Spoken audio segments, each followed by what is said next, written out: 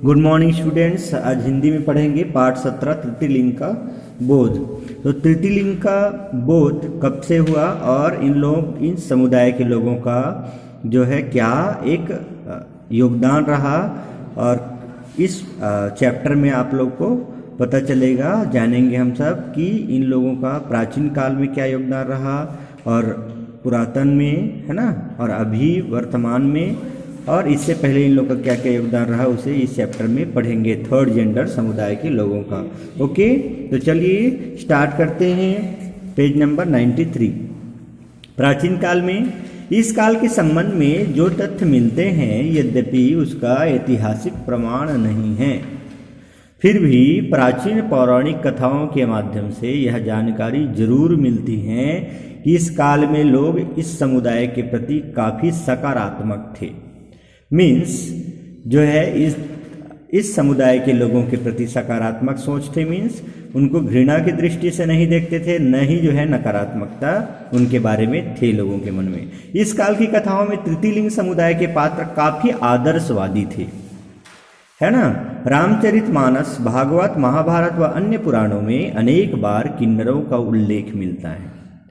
किंवदंती है कि त्रेता युग में श्री राम जब 14 साल के लिए वनवास जा रहे थे तब अयोध्यावासी सरयू नदी तक उन्हें छोड़ने आए थे। नदी के तट पर श्री रामचंद्र जी ने 14 साल बाद उन्हें फिर से मिलने का आश्वासन देकर वापस घर जाने का निर्देश दिया। कहा जाता है कि राम की आज्ञा पाकर किन्नरों को छोड़कर सभी नर नारी वापस लौट आए थे। 14 साल बाद जब श्री रामचंद्र जी वापस आए तो उन्होंने देखा कि सरयू के तट पर कई किन्नर उनका इंतजार कर रहे थे। जब उन्होंने इसका कारण पूछा तो किन्नरों ने बताया कि 14 साल पहले आपने केवल नर और नारी को ही वापस लौटने की आज्ञा दी थी, सो वे लौट गए। हम किन्नर हैं, अतः हम यहीं रुक गए और आपका इंतजार करने लगे। कहते हैं श्री रामचंद्र जी ने उनकी भक्ति से प्रसन्न होकर के आशीर्वाद दिया था कि कलयुग में उनका राज होगा और उनकी दुआएं लोगों को लगेंगी। इस तरह रामचरितमानस, पुराण व महाभारत में कई बार किन्नरों द्वारा महत्वपूर्ण अवसरों पर गायन और वादन करने के संकेत मिलते हैं। द्वापर युग का शिखंडी नामक पात्र इस समुदाय के लिए एक कालजयी पात्र सिद्ध हुआ है। काल पर विजय प्राप्त करने वाला पात्र सिद्ध हुआ है। महाकाव्य महाभारत में शिखंडी का उल्लेख मिलता है। शिखंडी महाराज द्रुपद का पुत्र व द्रौपदी का भाई था जो किन्नर था। उसे कहीं कहीं सती का अवतार भी कहा गया है। शिखंडी ने अपनी शिक्षा दीक्षा विधिवत पूरी की थी और इस पात्र ने यह सिद्ध कर दिया कि किन्नर समुदाय के लोग दुनिया के बड़े से बड़े कार्य कर सकते हैं।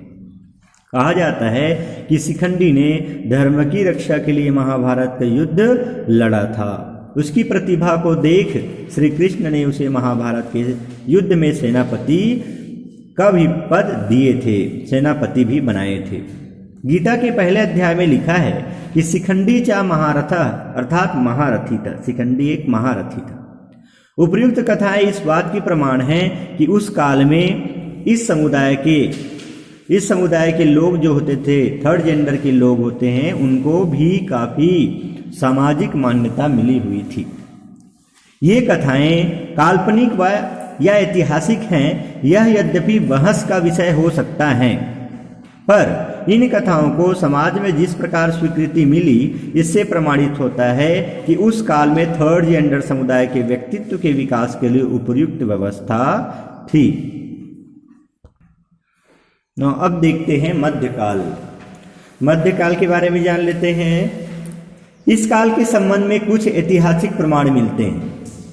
यह वह काल था जब बाहर के राजाओं ने भारत पर आक्रमण किया। इन आक्रमणों से काफ़ी कुछ क्षति हुई, हानि हुई।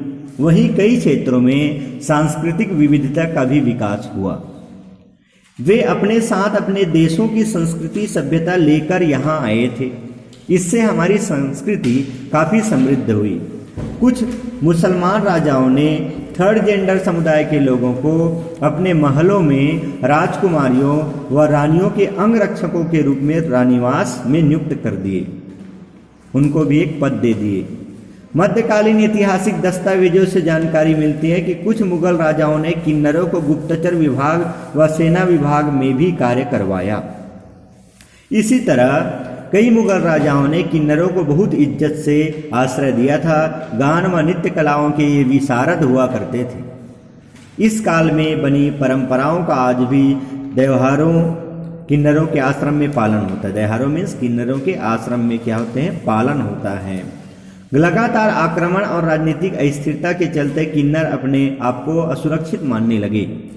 कई आक्रमणकारियों का दृष्टिकोण इनके प्रति अच्छा नहीं था। इन संकटों से छुटकारा पाने के लिए अब किन्नर अलग अलग रहने के बजाय एकत्रित होकर रहने लगे। इसी सुरक्षा और आश्रय की भावना से ही गुरु शिष्य परंपरा का विकास हुआ। दैहार में रहने वाले मुस्लिम धर्म का पालन करते थे। दैहार में समझ रहे हो ना, किन्नरों के आश्रम। दैहार में किन्नर पवित्रता व अनुशासन का जीवन बिताते थे। वहाँ वे किन्नर अपने गुरुओं से नृत्य व गायन में पारंगत होते थे। अपनी अस्मिता की रक्षा के लिए वे ज्यादातर बाहर नहीं निकलते थे।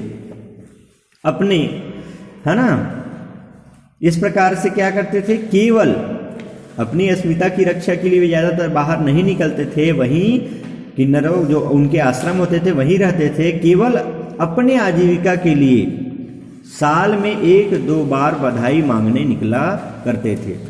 आज किन्नर जिस कोथपन भाषा का प्रयोग करते हैं वह फारसी से आई है। चूंकि भाषा व विशिष्ट संस्कृति का विकास संगठन की प्रक्रिया से जुड़ी हुई होती है, अतः इस काल में किन्नरों की विशेष भाषा कोथपन का प्रचलित होना यह बताती है कि वे समूहों में रहना सीख रहे थे। संभवतः बधाई मांगने व एकत्रित रहने की परंपरा इसी काल में पनपी है। कहा जाता है कि मध्यकाल में अजमेर नामक स्थान में एक बड़े मुस्लिम संत रहा करते थे, जो अजमेर के ख्वाजा नाम से प्रसिद्ध भी हुए। उन्होंने एक किन्नर की भक्ति से प्रसन्न होकर उसे पुत्र रत्न का वरदान दिया था। उस घटना की याद में आज भी बाबा के उस उर्स के वक्त किन्नर बड़ी संख्या में अजमेर में चादर चढ़ाने पहुंचते हैं। ये तो हो गया मध्यकाल की स्थिति। अब देखते हैं आधुनिक काल। आधुनिक काल में तृतीय लिंग समुदाय ने आधुनिक काल में भी अनेक कीर्तिमान रचे हैं। आधुनिक काल की चुनौतियां अन्य कालों की अपेक्षा काफी अलग रही। अब दुनिया सिमट चुकी है। विज्ञान, औद्योगिकीकरण व राजनीतिक विचारधाराओं ने लोगों के मस्तिष्क के द्वार खोल दिए हैं। अब लोग अपने अंतर संबंधों के विषयों में खुलकर बातें करने लगे हैं।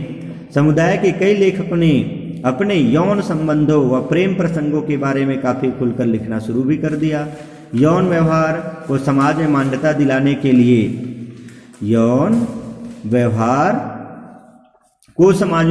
दिलाने के लिए राष्ट्रीय व अंतर्राष्ट्रीय स्तर पर अनेक संगठन बनने लगे हैं। मीन्स आज जो है लोग क्या हो गए हैं, विचारधारा जो है लोगों का बदल चुका है और लोगों की जो एक प्रकार से संकीर्ण विचारधारा थे आज वो उनसे बाहर निकल गए हैं।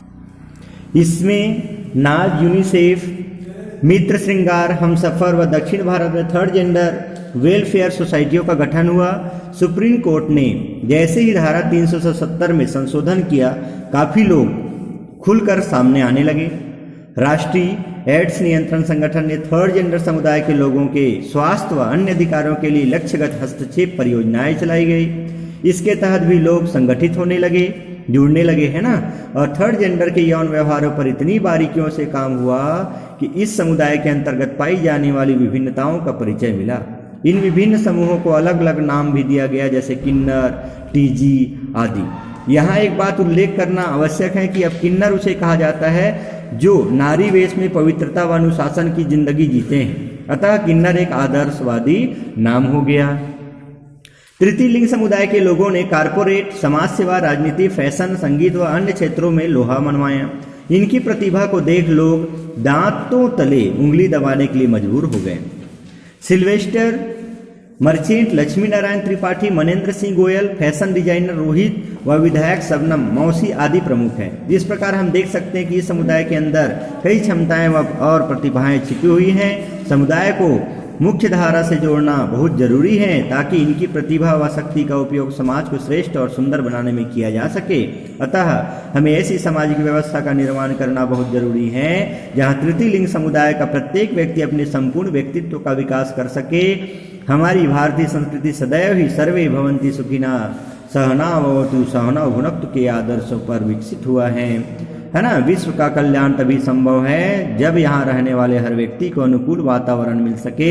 केवल तृतीय लिंग समुदाय ही नहीं बल्कि कई ऐसे वर्ग हैं जो विकास क्रम में पीछे हो गए हैं, उन्हें पुनः उसी विकास की गति से जोड़ना बहुत ही जरूरी है। ओके, तो ये तो रहा इस समुदाय के लोगों के एक प्रकार से विकास का क्रम, और सब साथ चले, सब आगे बढ़े, इस परिप्रेक्ष्य से इस चैप्टर का जो है यह चैप्टर इसमें इंक्लूड किया गया है।